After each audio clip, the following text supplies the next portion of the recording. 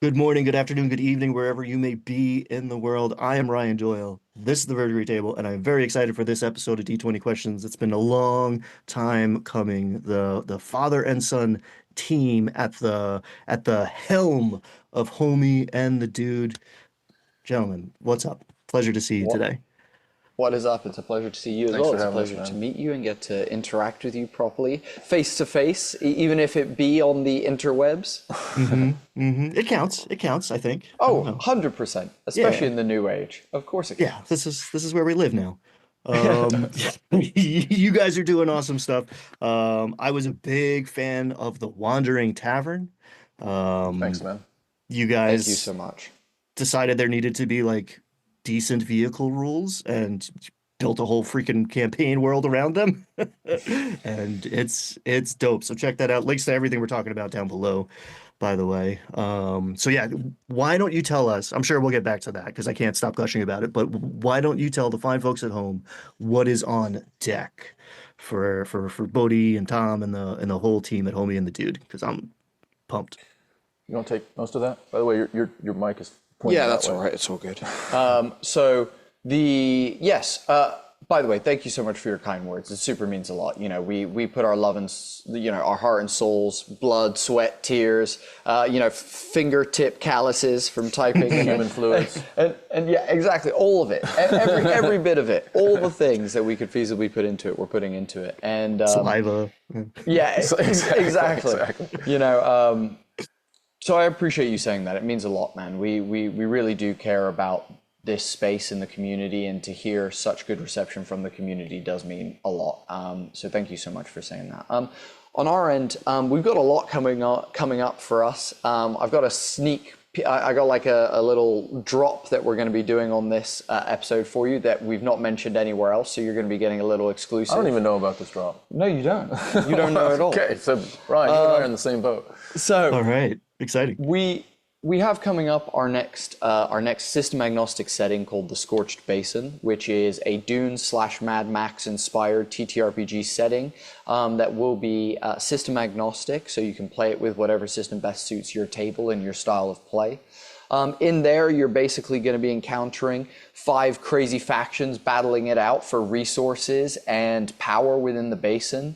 There's going to be a whole bunch of awesome innovative things that we're doing with this book, including new fantasy languages with typable fonts, soundtracks, voiceover work, a myriad of new systems like a new magic system, an alchemy system, brand new system agnostic vehicle rules, which are an updated of our 5e rules that we did. We've updated them now to system agnostic and brought them into the new age, as it were. And yeah, we're super pumped about that. Our team are grinding away. I was sweating earlier today with the amount of stuff that I have on my plate at the moment. So, It's a bit stressy around here. Let's just say that. yeah, there's lots of high energy in the in the gym. There's a lot of A lot high of energy. angst going on right now. And but the drop that I wanted to give you that's an exclusive, Homie and the Dude is going to be making our return to video making content. Oh, that one. After a very long hiatus off. We've been away from making TTRPG video content for about a year or so now. And we're going to be making a return to making video content very, very soon, where you'll get to see us, me and Tom, interacting, playing some actual plays within the Scorched Basin. We're going to be playing some Magic the Gathering, because we've gotten into that recently. We've been infected. We've been infected. We are I'm so going to sorry. be... Yes, Yeah, right. thank Oh, you, God. dude. We're looking for some sort of like Literally. anecdote. We're going to be playing some board games. We're going to be watching some movies and doing like movie watch-alongs and a bunch of stuff there. So we're super excited for that, and we're buzzing to bring that back to the people as well. So yeah, that's what we've got going on. Awesome. Yeah, looking forward to it. I really like I mean, one, just my personal preference, I really like the concept of Dune, Mad Max going crazy. But I think TTRPGs in most cases really benefit from the idea of like post-apocalyptic, and it's always implicit but not explicit, but how there's all this cool stuff, but it's hard to find. No one's making it anymore. How do you explain the Yeah. economy of all of this? And like bad things happen. The world is weird now. go get cool stuff and do powerful things and fight over those cool, powerful things is like the premise for so many of these games that we don't spell out. So like bringing that to the forefront, I think makes a very powerful game. It Totally. was a real big consideration for us, this notion of scarcity of resources, and so managing the limited resources that you have, Yeah. but also different factions looking to dominate different aspects of the basin as well. So yeah, and that it just injects some additional tension, energy into the It's whole. almost like, some GMs have to build the stakes. Some like, some GMs have to, turn up the intensity dials at certain moments in the story. As you come into a situation that is, 6 different types of desert terrain, you're going to be looking at managing water resources, food resources, power sources for any technology that Weather. you're kind of using, the weather that's happening. There's a bunch of stuff to contend with. So as you just enter this setting, you're looking at the dials already being turned up more than they usually would when you're walking around your average water deep or your average, like forest or something like that. So, we're super excited to bring that to play. And not to mention as well, it can be part of your like bigger world. So if you have a setting and you're like, what, I would love to have a desert something to play, and you can plug our setting into your world. We call it plug and play. Or you can just run the entire, like our setting is the entire campaign. It can be the entire world if you so please. And what's outside of the basin walls can be something that you decide when your players get there, I guess. It's basically a meteor crash site. So whether it crashed into your existing fantasy world, and your party drops into the basin for whatever, couple episodes or extended period of time, or a one shot, and then they pop themselves back out and then continue on. Or it's big enough, it's like 1,000 miles. Is it 1,000 miles? It's 1,500 miles from one side to the other. Yeah. So it's it's immense enough that you can run an entire extended campaign in it as well. Yeah. Oh, sure, that's plenty. I think a lot of people go overboard in their world building. It's like, here's a continent. I need 6 more of them. This will last you a couple years. You're good. You're good. We're in one of those games right now, aren't we? Yeah, exactly. Yeah, exactly. I mean, yeah, no, I'm not. I'm throwing stones from a glass house here. I know I understand the impulse. I kind of am too. We're just trying to find ways to warp speed from one continent to another, just so we can, kind of progress this story along. So we figured it out, didn't we? Yeah. Astral plane travel. That's the way. That's the one. That's the way you make your GM create more things. Is you astrally plane travel to different parts of your world so that you can do it really quickly. And he has to think on his feet. And this is why a scarcity mindset is so appealing to a lot of GMs. It's like, no, that doesn't exist anymore. Yeah, Something fell exactly. from the sky, and we're not doing that anymore. Um, okay, yeah, I am pumped for that. Do we have some sort of like timeline? I know we can sign up on Yeah. Kickstarter right now to be updated when it does drop, but not to put more pressure in an already stressful situation. But do we know when people can start pledging and helping you guys push this over the finish line? Yes, so we have specific dates already. So it's Tuesday, September 2nd. It will be the Kickstarter will launch. It will run for approximately 38, 39 days and finish on, I believe it's Thursday, October 9th. And so please, pledge during that period of time. We'll probably additionally have some, what do they call it, late pledge dynamics in there as well, which is kind of a fairly new feature for Kickstarter. But yeah, if you can get in there. Early bird is going to be insane. We have put together, so our artist, we have been working with one artist for the last 4 or 5 years, and he's amazing. His name is Art of Caustic on Instagram. And if you enjoy our books, then you enjoy his art, because our books are laced with his art. And so we have commissioned Alec to make a piece of art that is also the front cover of the book, that will be a metal poster signed and numbered by Alec. So these will be, there's just going to be 500 of them. 500 limited edition metal posters for the first 500 people that back the Kickstarter. Yeah, so if you are interested, get in there, sign up for the pre-launch so you can get a notification when it goes live. So when it goes live, you can pick up one of the tiers, and along with picking it up, you get your metal poster as well. So it's something that we're looking at as far as pre-launch. People do dice and people do other bits and pieces, but assigned, kind of something that is potentially going to increase in value as well as it goes into the future, is something that we thought would be pretty cool. Yeah. And you mentioned it, but you glossed over pretty quickly, like the amount of stuff that you guys put into a, a, a launch, a product. Like I've never seen so many different aspects of like, I mean, just the maps alone of just like breaking down all the levels of the Wandering Tavern, voice clips, STL files, like just the everything in the digital box is nuts. I've never I've never seen stuff like that before. It's People awesome. working, people work hard, man, for their money. So we want to make sure that they get value Exactly for, that. you know, for if they're gonna step forward and support us. First of all, we're super grateful for that. But you know, right alongside that, we want them to feel like they've gotten real value for their money, and you know, along with, you know, the theme, they like the theme and everything, but all the other stuff along with it that will support their games is really important to us. Yeah, totally. You know, we know I'm a forever GM, and Tom is one of, you know, our best players by a long shot. You know, I think both of us looked at, you know, what we want in, like what I would want as a GM, what we would want as players, you know, what we would, you know, and so we create stuff that we want to see in the space. A lot of, hilariously, our community actually chose what the product was, what the book was going to be, because a big part of our whole thing is we're like a very community thing. So the community choose what we make. We go away and like make it. It's then marketed by the community. We then, you know, give a lot back into the community in terms of how we do our marketing and things like that.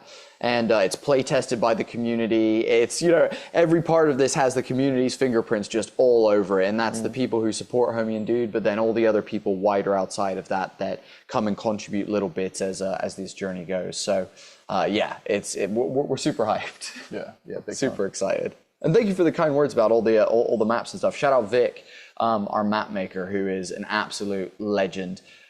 His maps are super detailed, and he knows exactly why every single piece of everything is exactly where it is. Why that bear rug is right there. Yeah, exactly. He's got lore for absolutely every part of those maps and stuff. So he's you know, he's an absolute badass. So shout out to him. Yeah. Awesome. Yeah, the whole team. I mean, you guys are the faces of it, but yeah, it's a whole squad. And if you're sitting at home wondering why your home game that you're doing in your spare time isn't quite at the same caliber, remember that too. It's a whole Yeah. squad over there. Totally, yeah, totally. You know, we're a small team of like of like 5 people. We got our core people, and then a couple of consulting people that come in, like Alex, our artist, who's off in Serbia, and Chris Hopper, our layout artist. You know, they're away, but we have a core team of 5, which are which we absolutely love, and you know, are actually sat around the dining table behind this camera right now, hilariously. What's up? Big fan. Say hey. All right, let's roll some dice. Let's get into it. Hell All yeah. right, let's do it. I got cards with questions. They're a flimsy premise to man. make this like a talk show. I'm excited, nervous. Amazing. Do you want us to what die are we rolling, and you're how gonna many roll rolls do you want? We're gonna go one at a time. I'm gonna ask you to roll a d20, and we'll take it as it comes. I'll let you both answer. You guys can. You're willing. You want to fight over it? Yeah, let's go for it. Should we fight? Rock, paper, scissors, shoot. Should we Rock, just paper, do scissors it? counts as fight. Yeah. All right. 3, 2, My every roll time, first. every time. Boom, baby. Trusty That's a 4. rock. That's a 4, baby. Trusty rock always comes through. Trusty rock. A well-versed rock, paper, scissors player right there. He knows all about the power of the rock. Man, it's just so what motivated you guys to get started? And that's a multifaceted question for you guys. You're not just making videos, you're not just making products, you're making all sorts of stuff. What motivated you to take the leap? We'll go back and forth on this one. Yeah, let's go back and forth on it. Yeah. If you don't mind. No. Yeah, So yeah. there's different aspects to this for sure. Yeah, If yeah, you take absolutely. it all the way back to the beginning, Ryan, it was to hang out. a father and son thing. I mean, we had gone through a rough patch through Bodhi's adolescence and me trying to figure out my own self as well, and it was just bumpy. It was, pretty explosive at times, and we couldn't figure it out. And so COVID hit, and at that point, you will all remember that people were just questioning what the future holds for us, and we just decided to come together and say, hey man, let's figure out us and maybe there's a way that we can do that that's fun. And that's how we started Homie and the Dude, and that was back in like 2020. And so it started with a podcast similar to what we're doing here. The podcast was really broad across many different areas of interest that we had. So there was, sporting athletes, there was Bodhi's a real fan of and enthusiast of skateboarding as well. Bomb Hills, not countries. GX1000, baby. TTRPGs. Big word on art is somewhere out of the frame here. Yeah. Exactly. Love it. Yeah, so we started off podcasting, and then you were reintroduced into D&D early into COVID, and we had family games that we were playing when we could get together, and we started really honing in on TTRPGs, and that was mostly our podcasting guests for probably the last year or so. And then we thought, well, how else can we do this to make it a real thing? So it's not just a hobby for us. But I was going to say, COVID kind of came to a close, lockdown kind of came to a close, furlough and things like that kind of stopped here in the UK. And there was then a question of cool, I'm living with my fiance and Tom's, living with my mom, and we're like, so what are we going to do for work kind of vibe? What do we want to do for work?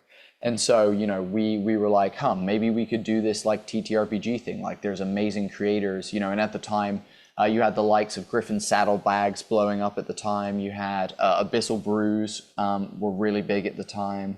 This is back in the old Twitter days, and when Twitter was a safe space, and it was just the D&D community on Twitter was actually incredible at one point. Point. Really supportive, and just a nice energy space for folks. Yeah, Mike Shea was doing really great and blowing up at that time. It was just a really beautiful space, and we were inspired. And early on, we got brought into the community. That's a big part of this as well. Is we got almost brought in by a couple of big people. There was Jess and Keith from Underground Oracle, who were incredible. There was Sam Comerford, who is known as the Shitty GM. There's or roleplay is his also moniker.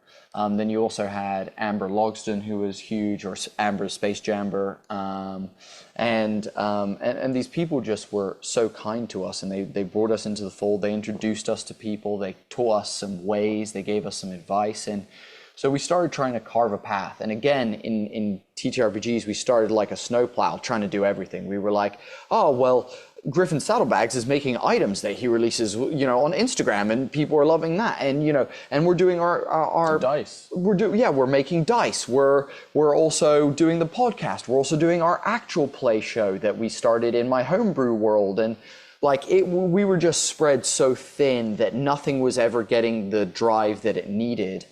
And so then it came to a point where in our actual play campaign, we were getting to a point where I needed, because basically my homebrew world is called the Sky Realm, or one of my homebrew worlds is called the Sky Realm, and it's a land of floating islands. And I needed ways to get about, so I had airships, but then I kind of managed to keep my players in a place where if we did any combat in the sky, they were grappled by other ships, and it became like a Pirates of the Caribbean, boarding each other's ships kind of vibe.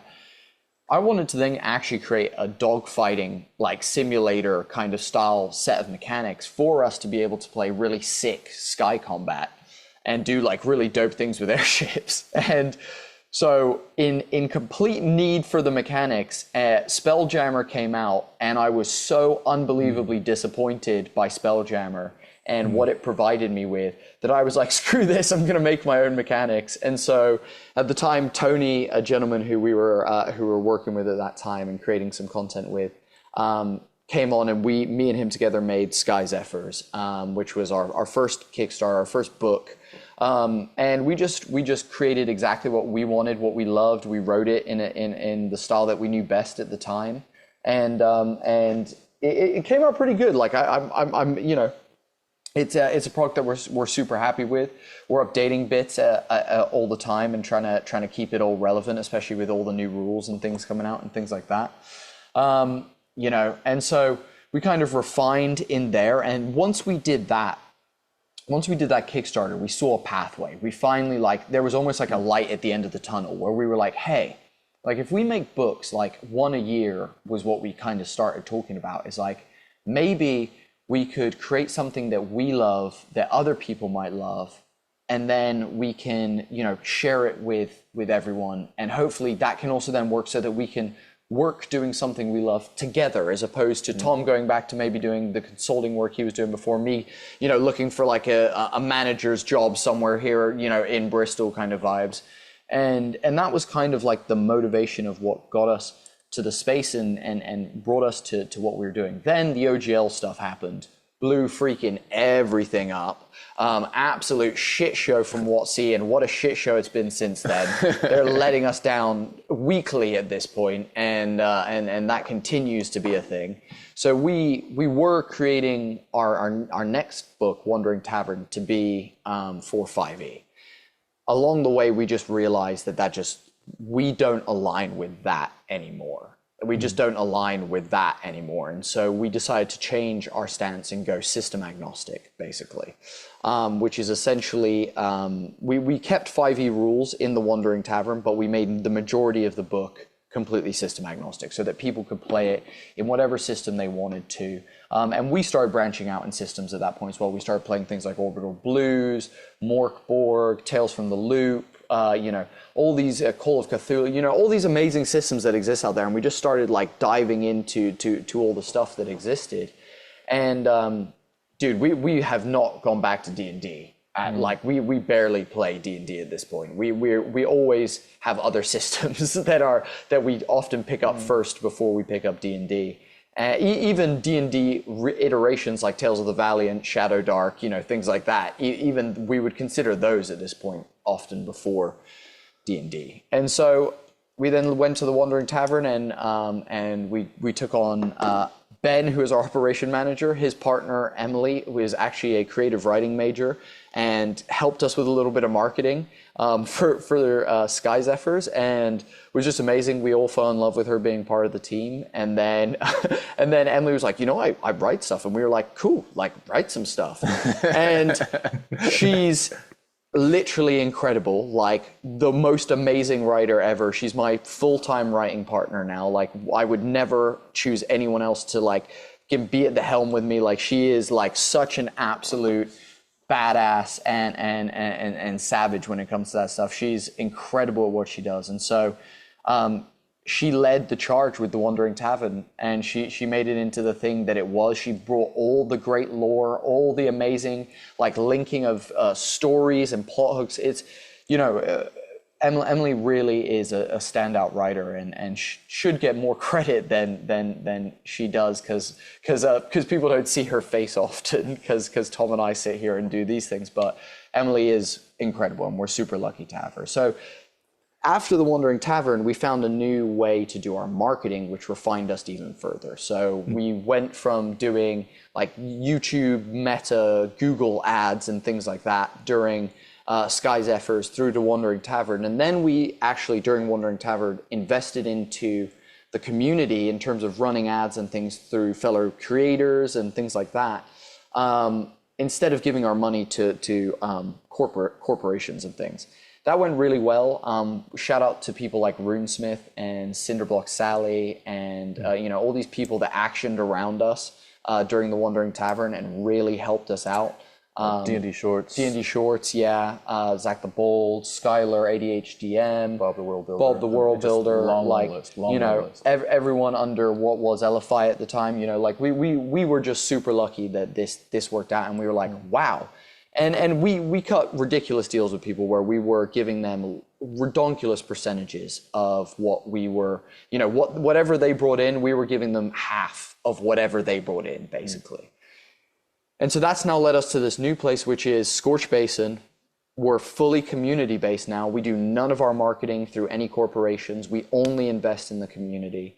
We only have got ourselves to here. And our new motivation is to show the big companies, the big publishers, that you can do this by investing in our community, that you can make incredible products and still bring something to the community. Keep, the amazing YouTubers we love alive, able to do their jobs and keep making amazing content that we can watch. Amazing zine writers to be able to keep doing that, artists doing their work. And I think we are now motivated by the fact that we are fighting against in some ways, the bigger bodies out there and trying to make this about the community. This next Kickstarter, we're going to be giving pretty much 50% of whatever we make back to the community, and investing in our community to keep it alive. And we're just super happy and motivated about that right now. Like, that is driving us more than anything, is to lead this community charge and hopefully a new wave of the TTRPG space being more of like that multiplier effect, trickle down effect through our community, as opposed to it going out of the community to BackerKit, who are doing advertising, or freaking Facebook, or Google, whatever. Just keep it in house. Keep it with the people that we love and the people that we want to support. So that's what it's all about now, dude. We're just motivated because we want to make great stuff and we want to help the community. Yeah, it's a call to arms, really, and we are reaching out to to the wider community. That's how we started talking, Ryan, isn't it? We are reaching far and wide in wanting to link arms with our creator community and say, hey, look, let's all send a message. And by the way, if we're creating the book and we put a lot of our heart and soul into the book, and you've got your channel, and your channel is a lot of what you think about, right? And you're really attentive to your audience as well, and you're spending ungodly amounts of time on that.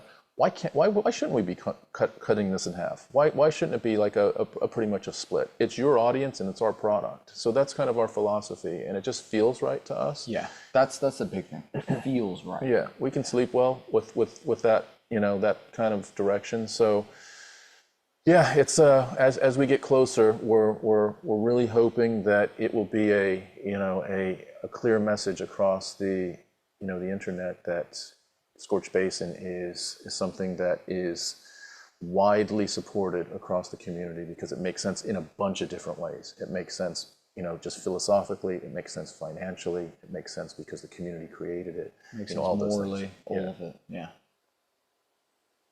Man, I love that, beginning to end, right? Yeah, there's a lot of beautiful stuff in that. End of show. Thank you. Good night. Tip your waiters. We'll see you next week. We're here every Thursday. I mean, it strikes me now that like Scorched Basin is this like really beautiful metaphor of like something fell out of the sky. Nothing was the same. And now, we got to work together to rebuild, survive, and keep civilization alive. Yeah. I appreciate and it's that beautiful. I mean, metaphor. it's one of my favorite parts of this whole community, this hobby, is that like DIY, we got the spirit. We don't need anybody. I don't need an official authorization to do anything at my table with my people. As long as everyone's on the same page, like we're running with it. We can make up our own stuff. That's the heart of this whole thing. So yeah, it's really beautiful to center that community aspect, and to be fully transparent about it too. Like, full transparency, links down below are labeled as affiliate links, but like, it's a dirty little secret we don't talk about. Like, hey, it costs money to live in this world. And we need some of that to get by. And some of us, prioritize money as the most important thing, to their detriment, I believe. And some of us put it in the hierarchy of needs, but not at the top of the pyramid. And you guys doing that and being super vocal about it is incredible, because every dollar's a vote, folks. And we can be sending that money to people who have too much already and are using it for nefarious means. And we agreed not to get too political here today, but you know what I'm talking about. And alternatively, you can support independent creators that you care about, who are taking care of their teams and feeding their families and keeping it in house. So beautiful. So love it. Thanks, man. Appreciate it. I'm going to try to be one of the first 500, but hey, I appreciate that. You I appreciate that, dude. Thanks, super man. Appreciate that, and we'll look forward to sending the poster out to you. Can I shout out someone else that's part of our team just before we move on to the next role? Absolutely, yeah, absolutely. All right. So I'm not even sure you would even be here. I'm pretty sure you wouldn't be here. No, I wouldn't be here. That's true. No, I just want to shout out the third member of our marketing team, which is my wife, Tracy, and his mom. She keeps us, fed and watered, but also she's cranking out marketing messages. She's interacting with our Discord community. Outreach. community outreach. She's a key member of our family TTRPG game. She's she's bedrock for us. Currently playtesting Project Blackthorn for us, our Homie and the Dude system that we'll be releasing in the next couple years. We could tell you about it, but we'd have to slice your throat. So Yeah. I refuse to sign NDAs anymore, so don't tell me. But yeah, totally. And in all of the books that we do, this is a cool thing that Tracy really contributes, because she's a world-class chef who's cooked for the likes of presidents and the such. We have recipes in all of our settings that are completely relevant to the setting itself, basically. So each recipe, in the Scorched Basin will be faction relevant based on the resources that faction has. And you can then cook those recipes for your TTRPG table so that when they visit a faction or a village or something like that. Ooh.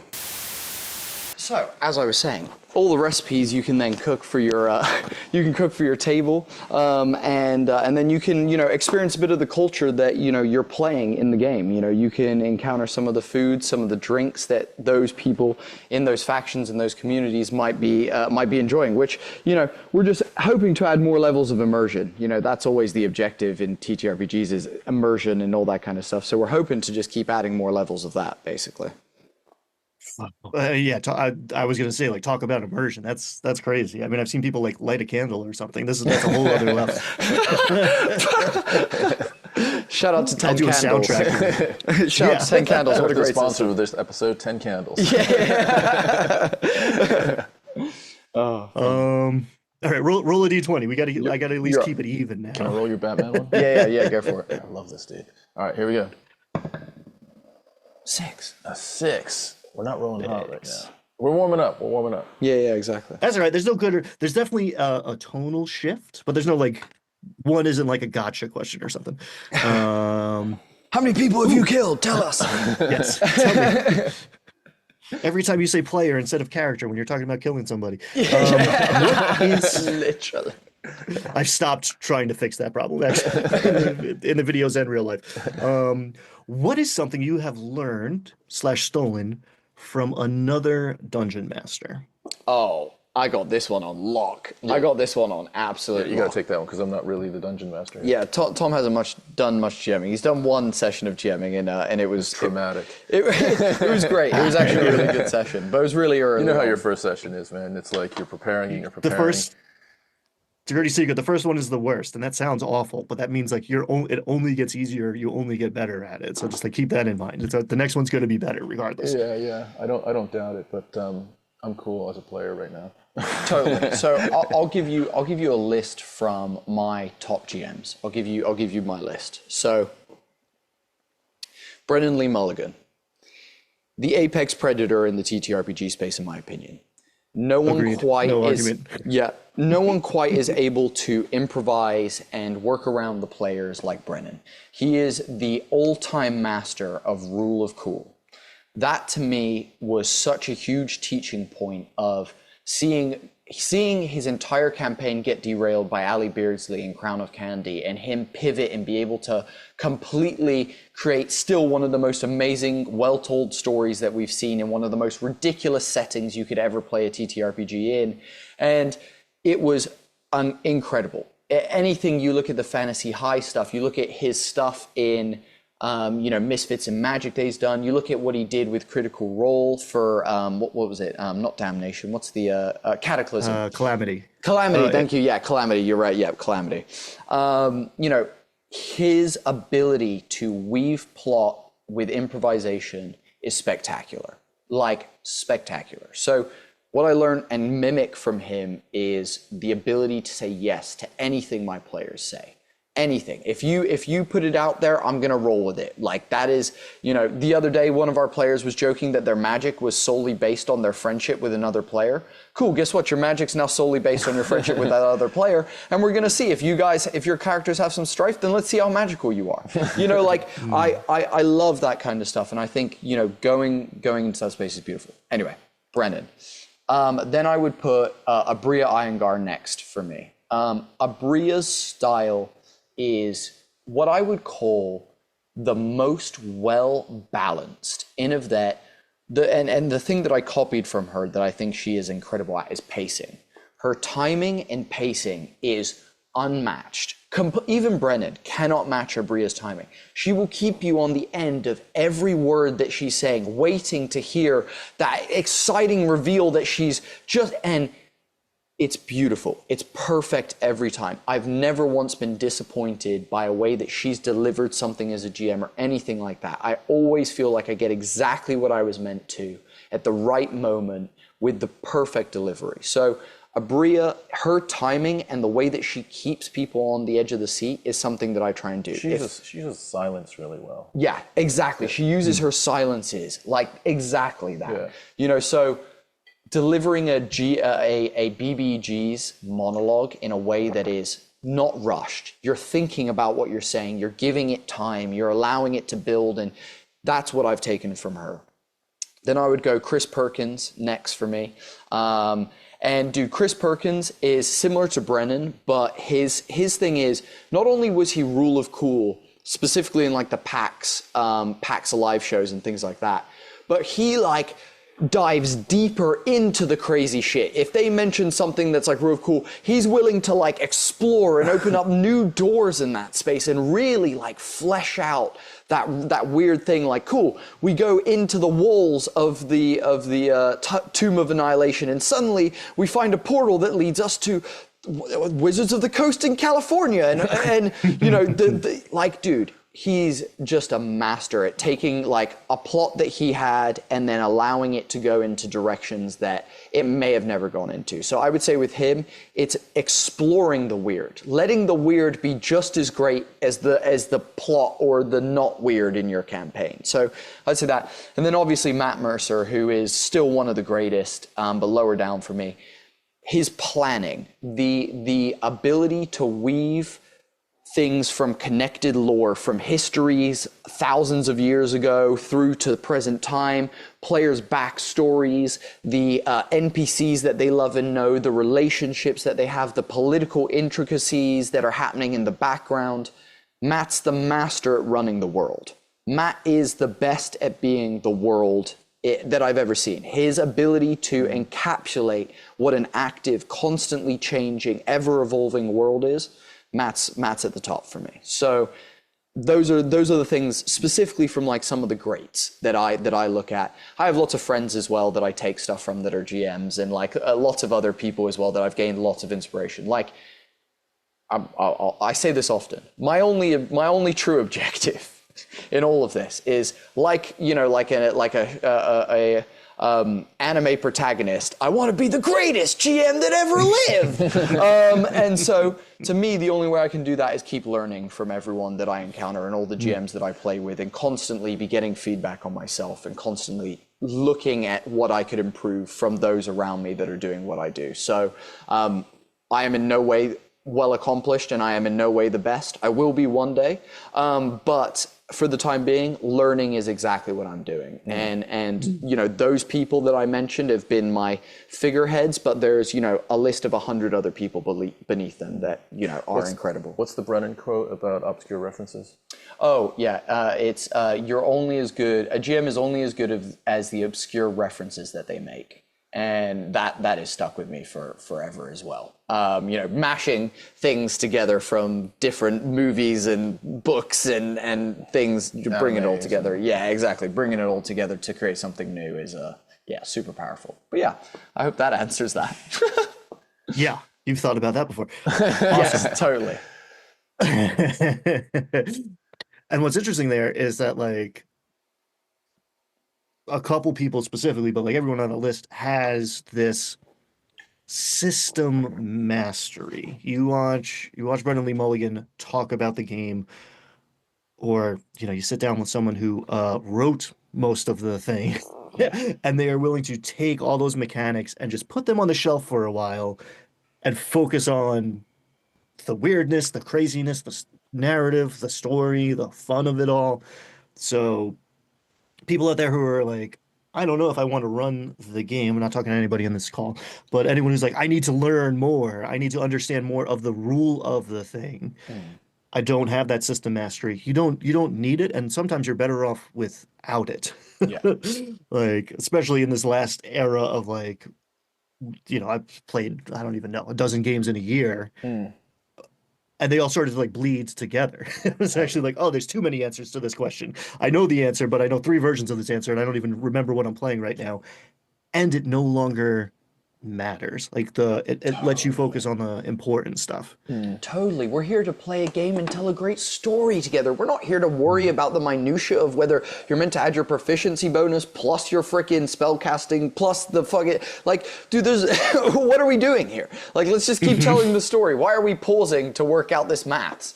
Like, dude, I couldn't agree more, dude. As for new GMs, get in there. If you're getting rules wrong, just go with the flow. Do what you think is right. Go research the rule afterwards. And trust me, once you've tried 3 systems, or I would say 3 is like a baseline for me, you start to kind of understand all systems. They're all just variations of similar things that you can like begin to kind of dissect. It's not often that systems are, 1,000 miles from one another. Sometimes they are, but realistically, the core that you will likely play as a new player, you're going to find a lot of similarities in systems. So try new systems, but also, just go with the flow. Have fun. It's not about the rules.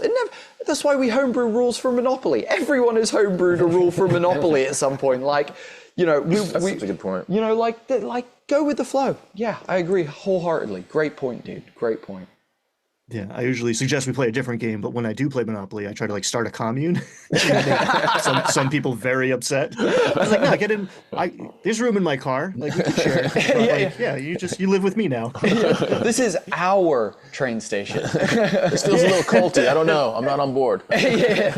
Well, hell, Satan, we're in the D&D space, so it's all culty if you go down deep enough. God, yeah, I love it. I say it almost every episode now, but if you have only played whatever version of D&D that brought you in, I think there's a common misconception that you spent so much time and energy learning this thing that you don't want to lose that sunk cost and start over again. But like the next game is going to be so much easier for you to pick up because you're bringing 90% of all that stuff that you learned with you. And hey, most games are way easier to pick up, are a lot lighter. Unless you're going to like one of the few games that are crunchier than 5th edition or whatever version. Well, I guess it depends what we're talking about edition wise. But yeah, if you're only playing 5th edition or Pathfinder and you're afraid to play something else because it's going to be hard, you're very much overestimating how difficult it's going to be probably if you don't have that experience. Totally. Yeah, dude, you're dead on. D&D is one of the crunchiest systems. It's easily if it's not in the top 3, it's in the top 5. Like it's right up there. Pathfinder is a tad crunchier. Cthulhu is right there with that. Like the Free League Publishing One Ring system is right there as well. Like, but realistically, like most systems, like if you compare Morkborg to D&D, you're like, oh my god, it's so much easier. It's crazy how easy this game is to play compared to D&D. I will say this though. Let's give some some support to folks that like the numbers and totally, because there is crunch monsters out there. Yeah, and that's one of their enjoyments out of it as well. And I think the key here is to find a table that is aligned, because if you have misalignment at the table, that can really that can really kind of it can be a bit of a consequence on those that really like RP having to be stuck in in mechanics at times, and those that really like mechanics really not really jiving with a lot of RP stuff. So if you have a table that's really, whether it's crunchy or not, if it's crunchy, then awesome, everyone's having a good time, and that's how they enjoy telling that story. So that's that's the other thing I would say, and it's monitoring that table and maybe trying to find either a middle ground for a table that has a mixture, or kind of re-recruiting to have maybe a couple of different tables that are heading in a direction that everyone wants to be heading in. Ryan, you mentioned that Brandon Lee Mulligan was in some of your top. What's your Rushmore of GMs on your end? Oh, I mean, yeah, I might have a different like ranking at the end of the day, but I think you took all the good ones already. That's the Mount Rushmore. I like Brendan Lee Mulligan because he comes from an improv background, clearly. Yeah. So like for me, like what I would like to get better at is what he excels at and makes look effortless. Mm. And yeah, I often get up on like my soapbox and talk about how like don't forget that story is the point and have fun and whatever. But like I'm a weird bird in that I want everything. I want variety. Maybe I want different things at different times. But like, whew, I'll optimize the character. I'll like Mm. lay out a 3 hour combat Yeah. set piece war game. Mm. Like I love that stuff too. Mm. And he excels at both of those Yeah. things. And I think it's just that he won't let the one get in the way of the other, and that's the Totally. tricky thing. And for me, I find that rules much more quickly, the math problem gets in the way of the story than vice versa. It's rare, Totally. at least in my personal experience, that I've seen like story make things less interesting about like, oh, was that a 17 or an 18? Yeah. You know, maybe Totally. that's my again limited experience, but one usually gets in the way of the other. I Totally. like the balance, and that's why I'm always pushing on one side of the scale because I feel like it's easy for mechanics to take over because there's an answer, Yeah. right? I think that's some of us are like looking for like, oh no, there's one right thing here. Let's Totally. find it. That's comfortable. Or I'm uncomfortable with that loop being open and I need it to be closed. Totally. But yeah, so Brenly Mulligan would be my top for sure. Hell yeah, dude. Dude, I love what you just said, dude. Yeah, couldn't have said it better. I'm aligned with you. You know, 100%. as you were talking, Ryan, I thought about something in a different way, which is like the whole introduction of dice is to randomize outcomes in the story, right? To allow players to be part of the storytelling. And so that seems like it was the inception of having dice entered into this storytelling mechanism. Otherwise, it would just be shamans around a fireplace just telling stories, and everyone would be enjoying it. And that's great, and that's what we've done for literally like a long, long time.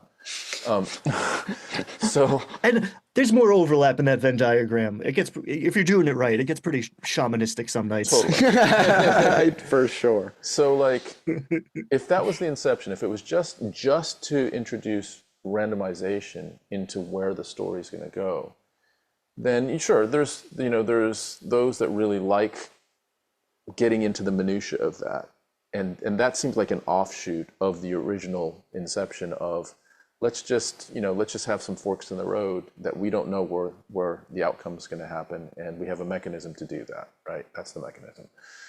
I don't know, it just kind of hit me in a different way, which is like, if that was the reason, if that was the whole point of it, just to introduce randomization, then strip it right back and let's just have some random dice rolls on where's the party going to next? Is it left or right? Those types of things, as opposed to, for me, and I'm talking as a very heavily RP based player, and that's my preference by a lot. I'm probably on the spectrum. I'm way, way over on the RP side, like probably in the very minority section of like really, really prefer it and don't really vibe too much with a lot of numbers. So that's me, I guess, campaigning for simplicity, man. If it's a storytelling thing and we want to just have some question marks here and there that are resolved by an answer, which is it a 20 or is it a 1 or is it a 12, that type of thing, then let's just keep it simple like that. And I think that's been kind of where we've been heading, isn't it? I think so. I think for me as a player, I'm someone who is by nature a min-maxer, and I have to restrain myself because I like playing very flawed characters, and I play a character at the moment that often just runs away when combat shows up because he just doesn't want to deal. Like, he just isn't about it. And so You played a Dragon Slayer that was... Oh yeah, I played a Colossus Slayer that was afraid of creatures bigger than him. Like it's You don't have to love your job. exactly. Exactly. It's that whole thing of like, I think, it's about finding the balance, like you said, finding that good balance so that the people at the table that want the crunch get some of the crunch, and the people who don't are able to float by without it, kind of thing. And that's the skill to manage. Yeah. Yeah. And like looping back to like the shamanistic aspect of it all, I'm a huge fan of the dice being just like another player at the table. I am a big fan of like consulting the bones, harnessing the chaos, seeing what happens. I mean, the reason this is Verdigris Table is because like I was running a very table-based game. Like, let's see what happens together. I don't use a Dungeon Master screen anymore because I roll in the open, so everyone can like the dice are making decisions here, not me. So one, it absolves my responsibility of like, icing characters sometimes. But two, we're in this together, and there's like some other force, however you identify it, chaos, whatever weird spirits of our TTRPG ancestors we're communing with, whatever the case may be. However culty you want to get with it, yeah, the dice are part of the storytelling process. Agreed. That reminds me of something that you and I have been talking about recently. In dice rolls, like our most memorable moments seem to be epic fails or epic successes that happen when that very, very small percentage of dice roll happens, whether it's a nat 20 or you roll the 1. I mean, in my case, there was one campaign that I rolled literally 3 ones in a row when I was trying to throw a kind of a lit rock down a corridor, and it just kept bouncing back, and eventually it just hit me in the head and knocked me out because because it was. But we still remember that. And we remember those epic nat 20 situations. There's something, and that's magical as well, right? You're rolling a 5% chance in this moment. If you roll it, boom, magic just happened, right? The thing that, everyone at the table is like just waiting for to happen, and it solidifies a memory that like it's hard for that to be erased. Totally. Exactly. And that's the real magic in it all. Those are the stories we're going to tell years from now. Yeah, And like, exactly. 3 nat ones. I've seen it. I've seen someone roll 3 nat 20s like at the same time, and it's like I think it one in 8,000. Yeah, Something it's bananas. But something it does ridiculous. feel okay. It's random. We roll enough dice, it's going to happen, and we roll a lot of dice. But it's just like, oh, this is something just happened, and we all witnessed it. We were a part of it. Yeah. And if you ask every person, they'll remember that moment. They'll remember, how they were feeling, how the table was feeling, the reaction, the outcome, all of that stuff. Totally. Yeah, and you can't like script moments like that. Cool. Well, I think you guys are gonna like harnessing the chaos in the next part of this. Everybody go check out Homie and the Dude. Bunch of links down below. The podcast, more videos coming up, but plenty to be clicked on already, and the upcoming Kickstarter. Say the dates again. September 2nd to October 9th is when it'll be live. Hell yeah.